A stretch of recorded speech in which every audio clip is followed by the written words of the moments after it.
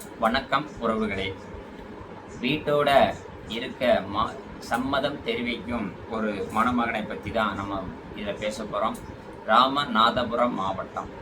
அம்மாவும் பையனும் நேரில் வந்திருந்தார்கள். அவர்கள் பேசுவதை கேட்டால் எனக்கு ரொம்ப மன கஷ்டமாக இருந்தது. இந்த வீடியோவில் அதை பற்றி நான் சொல்கிறேன். அதாவது நாடார் சமுதாயம், அவருக்கு எந்த சமுதாயமாக இருந்தாலும் பரவாயில்லை. 30/10/1975 50 வயசு ஆகுது. ஆனால் நல்ல இளமையாக இருக்கிறார். இவருக்கு ஜாதி தடை இல்லை.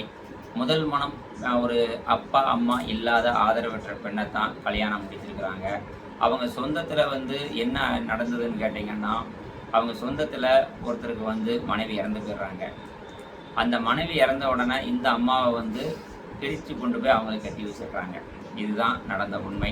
இதை அவங்க சொல்லுங்க. ஒரு பையன் 15 வயசில் இருக்குது. அந்த பையனோடையே போயிட்டாங்க. அந்த மணமகன் ஒரு இரும்பு கடை, பழைய இரும்பு கடை வச்சிருக்கிறாரு. அவருடைய மனைவி இறந்ததுனால இவர் இந்த அம்மாவை பேசி கூட்டு போயிடுறாங்க. சரிண்ணா. இது தூத்துக்குடி மாவட்டம். அந்த கல்யாணம் முடிச்சது தூத்துக்குடி மாவட்டம்னு சொல்லியிருக்கிறாங்க. சரிங்களா. ரைட்டு. இவர் என்னென்னா 9 வரைக்கும் படிச்சுட்டு என்ன வேலைனாலும் பார்ப்பார். எல்லா வேலையும் பார்க்கறதுக்கு தயாராக இருக்கிறாரு. இப்போ கடைசியாக ஒரு ஹோட்டலில் வேலை பார்க்குறாரு. இவர் முதல்ல 3 அக்கா 1 அண்ணன். இவருக்கு 4 ஏக்கர் நிலம், வீடு எல்லாமே இருந்திருக்குது. இவர் சொத்துக்களை எல்லாத்தையுமே பார்த்தீங்கன்னா உடன் பிறந்தவர்களுக்கு இலவசமாக கொடுத்து விட்டார். ஏன்னு கேட்டிங்கன்னா, இவர் சென்னையில் கொஞ்ச நாள் இருந்திருக்கிறாரு.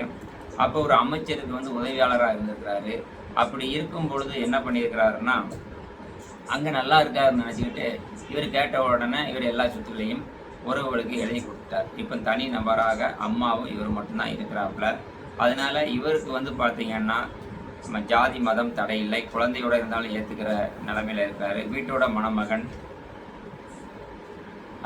சம்மதம் சொல்லியிருக்கிறாரு. அதனால் இவருக்கு வீட்டோட மணமகனுக்கு யாராவது சம்மதம் வந்தாலும் ஓகே, அல்லது இவரை ஏற்றுக்கிட்டு எந்த வேலையும் பார்க்க தயாராக இருக்கிறார். அவங்க அம்மாவும் இவர் 2 பேரும் தான். அம்மா இப்பவும் வேலை பார்த்து சாப்பிட்றாங்க. சொத்துக்கள் எதுவுமே இல்லைன்னு சொல்லிட்டாரு. இருந்தது பூராமே அண்ணனுக்கு எழுதி கொடுத்தது தப்பாக போச்சு. 4 கோடி 5 கோடிக்கு இப்போ போதும் அந்த இடம். மனச்சாட்சியே இல்லாமல் இருக்கிறாங்க. அதனால் உறவுகளே, நீங்களும் கொஞ்சம் கவனமாக இருங்கள். சொத்துக்களை யாருக்கும் தேவையில்லாமல் அவங்களுக்கு தேவைக்கு வைத்து கொண்டு கொடுங்கள்.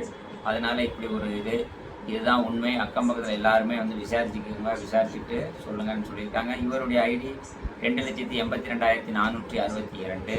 வீட்டோட மணமகன் வேணும் என்ற நபர்கள் இவர்களை தொடர்பு கொள்ளுங்கள். மேலும் என்னுடைய செல் நம்பர் 8012 8012 13. எனக்கு தொடர்பு கொள்ளுங்கள். நன்றி, வணக்கம்.